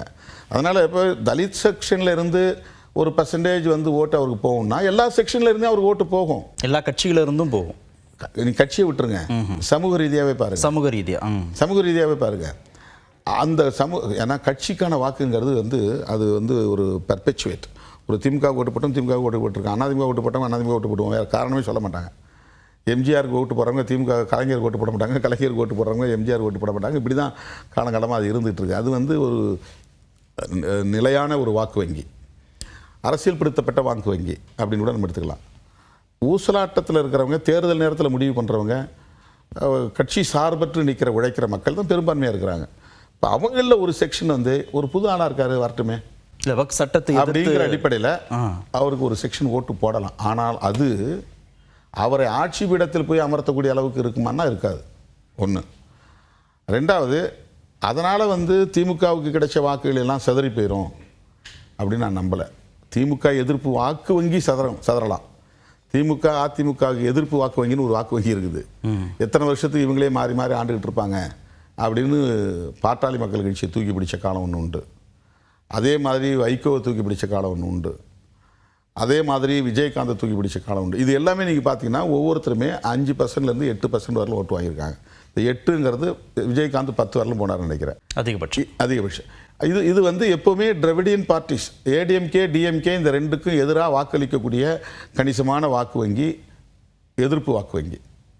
அந்த வாக்குகளில் வந்து ஒரு சிதறல் ஏற்படலாம். அதில் கூடுதலாக வந்து விஜய் வாங்கலாம். ஃபர்ஸ்ட் ஜெனரேஷனில் ஒரு % வாங்கலாம். இதை வச்சுக்கிட்டு வந்து ஆட்சி மாற்றத்தையே ஏற்படுத்திட போகிறாங்க அப்படிங்கிற மாதிரி ஒரு கருத்தை அங்கே உருவாக்குறாங்க. பாதிப்பை ஏற்படுத்துவாருன்னு தான். பாதிப்பை ஏற்படுத்தலாம். 1% 2% பாதிப்பை ஏற்படுத்தலாம். ஆனால் இதனால் ஆட்சி மாற்றமே நிகழ்ந்துரும் அப்படிங்கிறது வந்து என்னால் அப்படி யூகம் பண்ண முடியல. இல்லை, ஒட்டு மொத்தமாக திமுக எதிர்ப்பு வாக்குகள் ஒரே இடத்துக்கு போகிறத நோக்கி தான் இப்போ கட்சிகள் கூட்டணி அமைக்கணும் அப்படின்னு பார்க்குறாங்க. அப்படி அவங்களால சேர முடியாது. ஏன்? விஜய், பிஜேபி, ஏடிஎம்கே, நாம் தமிழர் மற்ற கட்சியெலாம் ஒன்றா சேர வாய்ப்பில்லை. இவங்க வந்து திமுக அதிமுக ரெண்டையும் எதிர்த்து பேசி தான் நாம் தமிழர் கட்சி வந்து நிற்குது. இப்போ திரும்ப ஏதோ ஒரு திராவிட கட்சியோட போனாருன்னா அதுக்கு எப்படி பதில் சொல்ல போகிறாரு, எப்படி அதை கன்வின்ஸ் பண்ண போகிறாரு மக்களை, அல்லது அந்த மக்கள் எப்படி அதை நம்புவாங்க? திமுக எதிர்ப்பு தான், வெறும் திமுக எதிர்ப்பு. திராவிட கட்சியிலே சேர்த்தானே எடுத்திருக்காரு, பெரியாரையும் சேர்த்தானே எடுத்திருக்காரு. அப்போ அதிமுக திராவிட கட்சி இல்லையா? அப்போ திராவிட கட்சி அதிமுகவோட போய் கூட்டணி சேர்ந்தால் என்ன ஆகும்? சேர முடியாது. அதனால தான் தனித்துன்னு அறிவிச்சு நிற்கிறாரு. விஜய் வந்து நான் அடுத்த முதலமைச்சர்னு சொல்லிட்டு தானே வந்திருக்கிறாரு. அடுத்த முதலமைச்சர்னு சொன்னவர் எடப்பாடி முதலமைச்சராக ஏற்றுக்கிட்டு இவர் போய் கீழே சபார்டினேட்டாக நின்னார்னா அவருடைய ரசிகர்கள் எப்படி அதை ரசிப்பாங்க? அல்லது பொதுமக்கள் எப்படி இவரும் வந்து 10-11 அவங்களோட தான் இவர் விஜயகாந்த் போய் மிக்ஸ் ஆன மாதிரி மிக்ஸ் ஆகிட்டார். அப்போ இவர்கிட்ட ஒன்றும் பெருசாக நம்ம எதிர்பார்க்க முடியாது. சந்தர்ப்பவாதமாக முடிவெடுக்கிறாங்க. ஒரு கன்சிஸ்டண்ட்டாக நிற்கலை. நான் தான் ஆல்டர்னேட் அப்படின்னு சொல்கிற ஒரு ஃபோர்ஸ் அவர்கிட்ட இல்லை, அந்த நம்பிக்கை இல்லை, அந்த கான்ஃபிடென்ஸ் இல்லை. நான் தான் ஆல்டர்னேட், என்னோட வர்றவங்க வாங்க அப்படின்னு சொல்கிறவங்கள தான் மக்கள் வந்து ஆல்டர்னேட்டாக எடுத்துக்குவாங்க. பரவாயில்ல, நான் இந்த தடவை எடப்பாடி கூட போயிடுறேன், அடுத்த தடவை என்ன வந்து ஆட்சியில் உட்கார வைங்க அப்படின்னா அது மக்கள்கிட்ட இருக்கிற அந்த இது போயிடும். விஜய் தனிச்சு நிற்பாருன்னு தான் கணிக்கிறீங்க? அது என்னுடைய யூகம். அப்படி நின்னார்னா தான் அவர் அடுத்த தேர்தலில் அவர் ஒரு ஃபோர்ஸாக வந்து ஆல்டர்னேட் ஃபோர்ஸாக வந்து நிற்க முடியும். இல்லைனா எப்படி தேமுதிக வந்து அதிமுக சேர்ந்த உடனே அது 10-11 மாறிச்சோ அந்த மாதிரி இதுவும் 10-11 மாறும், அவ்வளோதான். அப்படி விஜய் தனிச்சு நின்று பிரிக்கக்கூடிய வாக்கு சதவீதத்தினால திமுகவுக்கு கூட்டணிக்கு பாதிப்பு இல்லைன்றீங்களா? திமுக எதிர்ப்பு வாக்குகள் சிதறும், அதனால திமுகவுக்கு பாதிப்பு இருக்காது. திமுக எதிர்ப்பு வாக்குகளை அதிமுக பாஜக கூட்டணி விஜய் அவங்க எல்லாரும் பிரிச்சுக்குவாங்க தான். மற்றபடி திமுகவுக்கு போக வேண்டிய வாக்குகள், சிறுபான்மை மக்களோட வாக்குகள், பட்டியலின சமூக வாக்குகள்ங்கிறதுல ஒன்றும் பாதிப்பு வந்துடாதுன்றீங்க. விஜய் தலைமையில் ஒரு பெரிய கூட்டணி கட்டமைக்கணும் அப்படின்ற முயற்சியும் இங்கே நடந்துட்டு இருக்கு. அதற்கான சாத்தியக்கூறுகள் பற்றி என்ன நினைக்கிறீங்க? அது அடுத்த தேர்தலில் வேணால் சாத்தியமாகும், இந்த தேர்தலில் சாத்தியப்படாதுங்கிறது தான் என்னுடைய கருத்து. அவரை வந்து ரொம்ப சப்ஜூனியராக தான் பார்ப்பாங்க அரசியலில். அவருக்கு கீழே போய் இப்போ பாமக போய் உட்காந்து பேசுவாங்களான்னு எனக்கு தெரியல. தேமுதிக போய் உட்காந்து பேசணும், விஜய் ஒன்று லீடராக நாங்கள் ஏற்றுக்கிறோம், உங்களை சிஎம்மாக ஏற்றுக்கிறோம் அப்படின்னு ஈகோ விட்டுட்டு போய் உட்காந்து பேசுவாங்களா எனக்கு தெரியல. ஏன்னா அவங்க தான் இப்போ வெளியே நிற்கிற கட்சிகள். ஆமாம். இப்போ மற்ற கட்சிகள்லாம் இப்போ அதிமுகவோடவே இருக்காங்க அல்லது பிஜேபியோட இருக்கிறாங்க. இப்போ அவங்க யாரும் அப்படி போய் நிற்கிறதுக்கு வாய்ப்பு இல்லை. இந்த 2 கட்சி தான் இன்னும் முடிவெடுக்காமல் இருக்கிற கட்சிகள். அதனால் இந்த தேர்தலில் விஜய் அவர்களின் தலைமையை ஏற்றுக்கொண்டு ஒரு கூட்டணி, வலுவான கூட்டணி உருவாகுமான்னு தெரியாது எனக்கு. ஒரு கூட்டணியை உருவாக்க முடியும் அவங்களால. 2 கட்சி எந்த கட்சி வேணாலும் சேர்த்து ஒரு கூட்டணியை உருவாக்க முடியும். ஆனால் திமுகவை வீழ்த்தக்கூடிய அளவுக்கு வலுவான ஒரு கூட்டணியை அவர் தலைமையில் உருவாக்க முடியுமான்னு எனக்கு தெரியல. இப்போ பாமகவும் தேமுதிகவும் கடைசி நேரத்தில் அதிமுக பாஜக கூட்டணிக்கு வருவதற்கான வாய்ப்புகள் இருக்குன்னு நினைக்கிறீங்க? கட்டாயமா பாஜக வந்து அதை நிறுக்கும். அவங்க 2 பேரையும் கொண்டு வந்து இந்த கூட்டணியில் சேர்த்துருவாங்க. அதுக்கான எல்லா உத்திகளையும் அவங்க கையாளுவாங்க. பாமக விஷயத்தில் கூட திரு ராமதாஸ், திரு அன்புமணி ராமதாஸ் இடையேயான பிரச்சனையில் பாஜகவுடைய தலையீடு இருப்பதாக நீங்கள் ஒரு கருத்து சொல்லியிருந்தீங்க. அந்த பஞ்சாயத்து பற்றி சொன்னேன். அது பஞ்சாயத்து பண்ண போனவங்க எல்லாம் வலதுசாரிகளாக இருக்காங்க. இது இடதுசாரிகளின் ஆதரவோடு எழுச்சி பெற்ற ஒரு இயக்கம் இன்றைக்கு வலதுசாரிகளுடைய பஞ்சாயத்து செய்யக்கூடிய அளவுக்கான ஒரு நிலைமைக்கு போய் இருப்பது வருத்தம் அளிக்கிறது அப்படின்னு நான் சொன்னேன். அதில் என்ன லாபம் இருக்க போது அவங்களுக்கு? லாபம்னு சொல்லலை. அவங்க இந்த மாதிரியான ஒரு பாமக வந்து வலதுசாரிகளோட ரொம்ப நெருங்கிட்டாங்கன்னு அர்த்தம். இப்போ திமுகவில் ஒரு பிரச்சனை நடக்குதுன்னா அந்த பிரச்சனைக்கு வந்து அவங்க தோழமை கட்சியில் தான் போய் பேசுவாங்க. கட்டாயமாக வலதுசாரிகள் போய் உட்காந்து பேச முடியாதுல்ல. இப்போ இவங்க குடும்ப அரசியல், அப்பாவுக்கும் பிள்ளைக்குமான பிரச்சனை. அது இவங்களுக்கு என்ன அக்கறை? ஏன் போய் உட்காந்து பேச போகிறாங்க? வெறும் ஃப்ரெண்ட்லி மேனரா அல்லது இது ஐடியாலஜிகளோட தொடர்புடைய விஷயமா? நான் ஐடியாலஜிக்கலாக பார்க்குறேன். அவங்களுக்கு இடையில் பெரிய இடைவெளி இல்லை. வலதுசாரி அரசியலை நோக்கி அவங்க நகர்ந்ததுனால ஏற்பட்ட பிரச்சனையை இதை நான் பார்க்குறேன். ஆனால் திரு ராமதாஸ் வந்து அச்சப்பட்டார். பாஜக பக்கமும் ஆர்எஸ்எஸ் பக்கமும் பாமக தொண்டர்கள் போகிறாங்க அப்படின்னு அவர் அச்சப்பட்டு தான் பேசினார். ஆனால் பாமக வலதுசாரி சிந்தனை கொண்ட கட்சியாக மாறுதுன்னு நீங்கள் சொல்கிறீங்க. அந்த மாதிரியான இது பண்புகளை கொண்ட ஒரு கட்சியாக இன்றைக்கி மாறிக்கிட்டு இருக்குங்கிறது தான் என்னுடைய கருத்து. அது மெல்ல என்ன ஆகுன்னா இது வீக்கானாக்கா இங்கே இருக்கிறவங்க எல்லாம் பிஜேபியில் போய் சேருவாங்க. இல்லை, அம்பேத்கரை முன்னிலைப்படுத்துகிறார், பெரியாரை முன்னிலைப்படுத்துகிறார், மார்க்ஸை முன்னிலைப்படுத்துகிறார், சமூக நீதி அதெல்லாம் முன்னிலைப்படுத்தியிருந்தால் இப்போ இந்த உறவு சிதைஞ்சிருக்காதுல்ல. விடுதலை சிறுத்தைகளோடு இருக்கிற உறவு சிதைஞ்சிருக்காது. திமுக கூட்டணியிலேருந்து அவங்க வெளியேறி இருக்க முடியாது. இந்த கூட்டணியில் ஒரு வலுவான சக்தி அவங்க இருந்திருக்க முடியும். 2011 இருந்தோம்ல, ஏன் அப்புறம் வெளியே போகணும்? இல்லை, திரு ராமதாஸுக்கு அந்த சிந்தனை இருக்கா? திரு அன்புமணிக்கு அந்த அவர்கிட்டே அந்த சலனம் இருந்துச்சு. ராமதாஸுக்கிட்டே இல்லைன்னா அது அவருடைய வழிகாட்டுதலில் தான் அவருடைய மகன் இன்னைக்கு அரசியல் பண்ணுறாரு. என்னதான் இருந்தாலும் இப்போ அவர் வந்து திரு அன்புமணி ராமதாஸ் அவர்கள் செய்வது சரியா தவறா என்றாலும் கூட அது சரி என்றாலும் பொறுப்பு அவருடைய தந்தை தான், அது தவறு என்றாலும் பொறுப்பு அவருடைய தந்தை தான். அதை முதல்ல அவர் அக்செப்ட் பண்ணி ஆகணும். தந்தையை விமர்சிக்கக்கூடாது என்பதை இவர் அக்செப்ட் பண்ணணும். தந்தையை மீறிய தனையன் அப்படின்னு தானே விமர்சிக்கிறார் திரு அன்புமணியவே திரு ராமதாஸ். அது சொல்கிறேன். அது அவர் வந்து நம்ம ஒரு குடும்ப விவகாரம் அதுக்குள்ளே நம்ம தலையிடக்கூடாது, உட்கட்சி விவகாரம் அதில் தலையிடக்கூடாது அப்படிங்கிற ஒரு ரெஸ்ட்ரிக்ஷன் நமக்குள்ளே இருக்குது. ஆனால் வலதுசாரிகள் தலையீடு செய்வது அந்த கட்சிக்கு நல்லதா? இப்போ எனக்கு வந்து அது மாதிரி கட்சிகளுக்கு வந்து நம்மோட முரண்பட்டாலும் பிரச்சனைகள் வந்தாலும் கூட அவங்கெல்லாம் இங்கே வலுவாக இருந்ததுனால தான் பிஜேபி இங்கே கால் ஊன்ற முடியல. ஏடிஎம்கேட நமக்கு முரண்பாடுகள் இருந்தாலும் அவங்க வலுவாக இருக்கிறதுனால தான் திமுகவும் அதிமுகவும் வலுவாக இருக்கிறதுனால தான் பிஜேபி அங்கே கால் ஊன்ற முடியல. அதிமுகன்னு ஒரு கட்சி உருவாகலைன்னா இங்கே ஆல்டர்னேட்டாக வந்து காங்கிரஸ் தான் இருந்திருக்கும். காங்கிரஸுங்கிற ஒரு தேசிய கட்சியை இங்கே வலுப்பெறாமல் போனதுக்கு காரணம் இவங்க 2 பேரும் வலுவாக இருந்தது தான். எம்ஜிஆருங்கிற ஒரு பர்சனாலிட்டி உருவாகலைன்னா திமுகவுக்கு அடுத்து ஆல்டர்னேட்டாக அவங்க தோக்கும்போது இவங்க ஆட்சி வந்திருப்பாங்க, இவங்க தோக்கும்போது அவங்க ஆட்சி வந்திருப்பாங்க. டிஎம்கே வர்சஸ் காங்கிரஸ்னே அரசு பாலிடிக்ஸ் போயிருக்கும். டிஎம்கே வர்சஸ் ஏடிஎம்கேன்னு மாறினதுனால காங்கிரஸ் பின்னுக்கு போயிடுச்சு.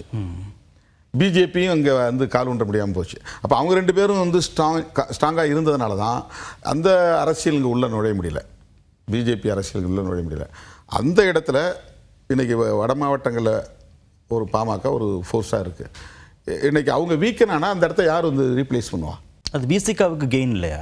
விசிகாவுக்கு வந்துட்டு அது பிரச்சனை இல்லையா? அப்படியே வந்து அவங்க கேடஸை ட்ரெயின் பண்ணி வைக்கலையே. அவங்க விசிகாவை தானே எதிரியாக காட்டுறாங்க, பிஜேபி எதிரியாக காட்டலையே. எம்பிசிக்கு இடஒதுக்கீடு வேணும், பிசிக்கு இடஒதுக்கீடு வேணும், மண்டல் பரிந்துரையை ஆதரிக்கணும், அதை இம்ப்ளிமெண்ட் பண்ணணும்னு சொன்ன விசிகாவை எதிராக காட்டுறாங்க. மண்டல் பரிந்துரை நடைமுறைப்படுத்துறதுக்காக விபிசிங் ஆட்சியை கவிழ்த்த பிஜேபியை நட்பு சக்தியாக காட்டுறாங்க அவங்களுடைய தொண்டர்கள்ட்ட. இந்த தலித் முதல்வர்னு பேசினார்ல, அதெல்லாம் அந்த எலக்டோரல் அட்ஜஸ்ட்மெண்ட்டாக தான் அது இருந்திருக்கு. ஐடியாலஜிக்கில் கன்சிஸ்டண்ட்டாக இருந்திருந்தால் என்ன பண்ணியிருக்கணும்? உள்ளபடியே பாமக என்ன பண்ணணும்? பிஜேபியை கடுமையாக எதிர்க்கணும். ஏன்னா மண்டல் பரிந்துரை நடைமுறைப்படுத்தின விபிசிங் ஆட்சியை கவிழ்த்தவர்கள் பிஜேபி. ஓபிசிக்கு இடஒதுக்கீடு கொடுக்கக்கூடாதுங்கிறதுல இன்றைக்கி அவங்க வந்து தெளிவாக இருக்காங்க, உறுதியாக இருக்கிறாங்க. எஸ்சி/எஸ்டிக்கு இடஒதுக்கீடு கொடுத்தவரைலாம் அவங்க பிரச்சனை பண்ணலை, அது கான்ஸ்டிடியூஷனல் ப்ரொவிஷன் விட்டுட்டாங்க. ஓபிசிக்கு இடஒதுக்கீடு கொடுத்தோடனே தேசிய அளவில் பிரச்சனை பண்ணாங்கல்ல, அதனுடைய சைடு எஃபெக்ட் தானே பிஜேபி வளர்ச்சியே. இம்ப்ளிமெண்டேஷன் ஆஃப் மண்டல் ரிப்போர்ட்டு தான் அதை நடைமுறைப்படுத்த துணிஞ்ச பிறகு தான் பிஜேபிங்கிறதே வளருது. இல்லைன்னா பிஜேபி யாரும் கண்டுக்கவே மாட்டாங்க. அப்போ அந்த இடஒதுக்கீட்டை நடைமுறைப்படுத்தும் போது அந்த ஆட்சியை கவிழ்த்தது யார்? விபி சிங் ஆட்சியை கவிழ்த்தது தப்பா இல்லையா? அது எவ்வளோ பெரிய முக்கியமான ஒரு ஆட்சி அது. ஓபிசி மக்களுக்கான ஆட்சி, எஸ்சி எஸ்டிக்கு மக்களுக்கான ஆட்சி, விளிம்புநிலை மக்களுக்கான ஆட்சி, சமூக நீதிக்கான ஒரு ஆட்சி. அந்த ஆட்சியை கவிழ்த்தது அத்வானி தானே, பிஜேபி தானே. எவ்வளோ பெரிய வன்முறையை உருவாக்குனாங்க. முதல் முறையாக ஃபார்வர்ட் கம்யூனிட்டியை சேர்ந்த மாணவர்கள்லாம் வீதிக்கு வந்து போராட்டம் நடத்தினாங்களே, தீ வைப்பு வன்முறைகளில் ஈடுபட்டாங்களே. அதெல்லாம் யாருக்கு எதிரான வன்முறை? ஓபிசிக்கு எதிரான வன்முறை தானே. திருமாவளவன் வன்முறை தூண்டி விட்டான் பிசிக்கு எம்பிசிக்கு எதிராக. அவங்க திருமாவளவனை எதிரியாக காட்டுறாங்க, பிசிகா கொடிக்கம்பத்தை அறுத்தறின்னு சொல்கிறாங்களே தவிர பிஜேபி ஊர் ஊராக போய் கொடியேற்றுது, மத வெறி அரசியலை தூண்டுது, சமூக நீதிக்கு எதிரான அரசியலை பேசுது. அதை எதிர்த்தே அவங்க பேசலையே, நட்பாக தானே இருக்காங்க. 2024 நாடாளுமன்ற தேர்தலில் அதிமுகவோடு கூட்டணி போகலான்னு பேசிகிட்டு இருந்தோம். திடீர்னு பாரத் மாதா கி ஜெயின்னு சொல்லி வந்து பாஜகவோடு கூட்டணி வைப்பதற்கு திரு அன்புமணி முயற்சி மேற்கொண்டார் அப்படின்னு பாஜக மீதான ஒரு ஒவ்வாமையோடு தான் அவர் பேசுகிறாரு திரு ராமதாஸ். அந்த தேர்தலில் அவர் அந்த முடிவு எடுத்துருக்கலாம். ஆனால் அதுக்கு முன்னாடி வந்து பிஜேபியோட போய் சேர்ந்ததில் அவருக்கு ஒரு பங்கு இருக்கா இல்லையா? அந்த அரசியல், அவங்களுடைய அரசியலை ஆதரிச்சதில் அவங்களுக்கு ஒரு பங்கு இருக்கா இல்லையா? சோஷியல் இன்ஜினியரிங்கிறத யார்கிட்ட இருந்து அவர் காப்பி அடித்தார்? சோஷியல் இன்ஜினியரிங்கிறத தலித் வெறுப்பு அரசியல்னு ஒரு அரசியலை கையில் எடுத்தார்ல.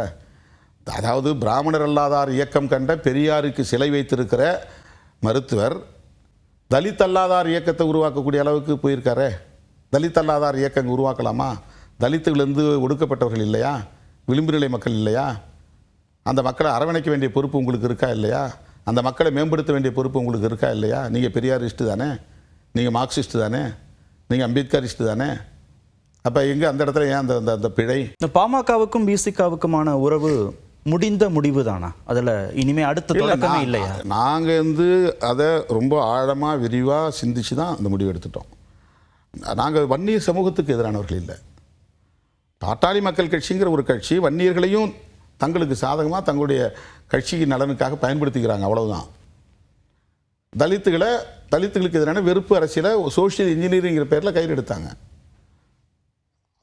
முதல்ல இடஒதுக்கீடு போராட்டத்தின் போது தலித்துகள் பாதிக்கப்பட்டாங்க, குடிசைகளை கொளுத்துனாங்க, எத்தனையோ பிரச்சனை நடந்துச்சு. சரி, அது நடந்தது, நம்மெல்லாம் ஒற்றுமையாக இருப்போம்னு ஒருதாய் மக்கள் மாநாடு நடத்தினார். ஒருதாய் மக்கள் மாநாடு நடத்தின முதல் தலித் அல்லாத தலைவர் மருத்துவர் ராமதாஸ். நான் ஏற்கனவே சொன்ன மாதிரி நீல நிறத்தை குடியில் இணைத்தார், தலித்துகளை பொதுச் செயலாளர் ஆக்கினார், அம்பேத்கருக்கு சிலைகளை நிறுவினார். ஒரு தலித்து தான் பாட்டாளி கட்சியுடைய நிரந்தரமான பொதுச் செயலாளராக இருப்பார். இது எல்லாமே அதே மாதிரி முதல்ல அமைச்சராகக்கூடிய வாய்ப்பு கிடைச்சிது. நான் முதல்ல ஒரு தலித் தான் முதல்ல ஒரு அமைச்சராக்குவேன்னு சொல்லிட்டு அமைச்சராக்கினார். 2 முறை தலித் எழில்மலையும் பொன்னுசாமியையும் அமைச்சராக. இது எல்லாமே அந்த காலத்தில் சரி. ஒரு 2 சமூகங்களுக்கு இடையில் ஒரு சமூக நல்லிணக்கத்தை உருவாக்குவதற்கான ஒரு அளப்பரிய முயற்சி. வரலாற்றில் என்றைக்குமே பொன்னு எழுத்துக்களால் பொறிக்கப்பட வேண்டிய ஒன்று. அதுக்கு முன்னால் நடந்த வன்முறையை விடுங்க, அந்த வன்முறையினால் ஏற்பட்ட பாதிப்புகளை சரி செய்ய வேண்டிய, மருந்திட வேண்டிய ஒரு செயல் திட்டமாக இதெல்லாம் இருந்துச்சு. அதுக்கு பிறகு அதை கண்டினியூ பண்ணணுமா இல்லையா? உழைக்கிற மக்கள் தானே, பாட்டாளி மக்கள் தானே, சமூக நல்லிணக்கத்தை பேரணுமா இல்லையா? நான் எப்படி உங்களுக்கு எதிராக இருக்க முடியும்? நான் எந்த இடத்துல உங்களுக்கு எதிராக பேசியிருக்கிறேன்? நான் தான் இங்கே நடக்கிற சாதி மறுப்பு திருமணங்களுக்கு காரணம்னு சொன்னது எவ்வளோ பெரிய ஒரு இட்டுக்கட்டி பேசிய ஒரு அவதூறு. அது காதலுக்கு யார் பொறுப்பாக முடியும்? சாதி மறுப்பு திருமணங்களுக்கு யார் பொறுப்பாக முடியும்? இப்போ அந்த அரசியல் வந்து சோஷியல் இன்ஜினியரிங். இந்த சோஷியல் இன்ஜினியரிங் எங்கிருந்து வருது? பிஜேபியிலிருந்து வருது. பிஜேபி என்ன சோஷியல் இன்ஜினியரிங் பண்ணுறான்னா, பெரும்பான்மை சமூகத்தை போலரைஸ் பண்ணுவதற்கு சிறுபான்மை மக்களுக்கு எதிரான வெறுப்பை விதைப்பது தான் அவனுடைய சோஷியல் இன்ஜினியரிங். அவன் ரிலீஜியஸ் பேஸ்டு சோஷியல் இன்ஜினியரிங், இவர் காஸ்ட் பேஸ்டு சோஷியல் இன்ஜினியரிங். இவர் இங்கே வந்து முஸ்லீம்களுக்கு எதிராக அரசியல் பண்ண முடியாது, வெறும் 3%. இங்கே தலித்துகளுக்கு எதிராக அரசியல் பண்ணால் தான் இவங்களை வந்து ஒருங்கிணைக்க முடியும். அவனை பார், அவன் கொடியை பார், அவன் விளம்பரத்தை பார், அதை அழி, இவன் நமக்கு எதிரானவன். இந்த அரசியலை பண்ணி சமூகத்தை ஒரு சாதியை ஒருங்கிணைச்சார். இப்போ தலித்து வெறுப்பு அரசியலை ஒரு சோஷியல் இன்ஜினியரிங்காக, ஒரு ஸ்ட்ராட்டஜியாக எடுத்தார், எலக்டோரல் ஸ்ட்ராட்டஜியாக எடுத்தார். அதுதான் அந்த இடத்துல பிழை. அதனால் நாங்கள் இனிமேல் அந்த எந்த சூழலிலும் அவங்களோட இணைஞ்சு வேலை செய்ய முடியாது. அதிமுக பாஜக கூட்டணியில் நீடிக்கிறதுக்கு திரு ராமதாஸுக்கு விருப்பம் இல்லை, விஜயோடு போவதற்கும் மனசு ஒப்பலை. திமுக கூட்டணியில் இடம் பிடிக்கணும்னா திருமாவளவன் என்ன நினைச்சுப்பாரோ அப்படின்னு ஒரு சங்கடம் இருப்பதாக தான் சமீபத்திலலாம் பேசப்பட்டது. ஒருவேளை உங்களுக்கு நான் யாருக்கும் இடையூறாக இருக்க மாட்டேன், நான் யாருக்கும் நெருக்கடி தர மாட்டேன், நான் யாருக்கும் நிர்பந்தம் தர மாட்டேன். அது அவங்க எடுக்கிற முடிவுகள். திமுகவும் பாமகவுக்கும் இடையில அப்படி ஒரு நல்லிணக்கம் இருந்து அப்படி ஒரு முடிவு அவங்க எடுத்தாங்கன்னா அந்த முடிவுக்குள்ளே நான் இடையில தலையிட மாட்டேன். உங்கள் கொள்கை ஒன்று இருக்குல்ல, நாங்கள் வெளியேறுவோம். நாங்கள் வெளியே நின்று அங்கே தனியாக நிற்போம். சும்மா கேண்டிடேட்டை போடுவோம். நாங்கள் ஒரு ஃபார்மாலிட்டி எலெக்ஷனை சந்திப்போம். நாங்கள் எங்களுக்கு ஜெயிக்கிறது தோக்கிறத பற்றி பிரச்சனையே கிடையாது. நாங்கள் வந்து எங்களுக்கான பிரின்சிபல் என்னவோ அதுக்காக தான் நாங்கள் களத்தில் நிற்கிறோம். இந்த தேர்தலில் நாங்கள் இப்போ 4 பேர் இருக்கிறோம், அடுத்த தேர்தலில் ஒன்றுமே இல்லைனாலும் அதை பற்றி நாங்கள் கவலைப்பட போகிறதில்ல. அது எங்களுக்கு ஒரு டார்கெட்டே கிடையாதுன்னு நான் சொல்கிறேன். நன்றி நிகழ்ச்சியில் பங்கேற்றதற்கு. மீண்டும் சந்திப்போம். நன்றி, வணக்கம்.